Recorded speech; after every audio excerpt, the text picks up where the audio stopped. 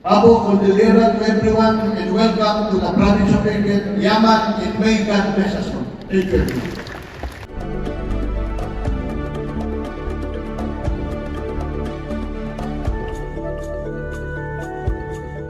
We are excited for these meaningful conversations that seek to deepen public understanding of autonomy and demonstrate how it can help build a more empowered, responsive, and future-ready Cordillera. Empower our entrepreneurs, and bring greater opportunities to every corner of this Cordillera.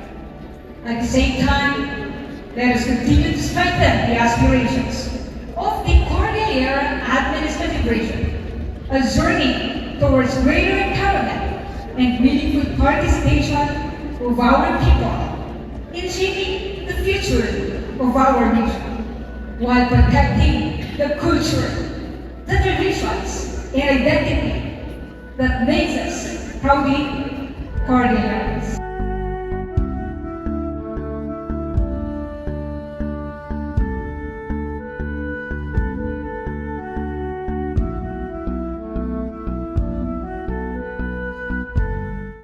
Genuine local economy. It is not our place to dictate what economy should look like. That decision belongs to the Cordilleras. Our role is to help build the conditions for it to succeed, making our local governments capable, delivering functioning institutions, and supporting communities that take part in shaping their own development. Indeed, the road has been long, 39 years. And there have been setbacks.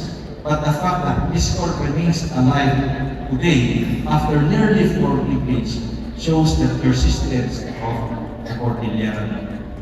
Today, as we celebrate the 39th Cordillera Month, let this commemoration be a preparation as we continue marching closer to the future that we have long aspired.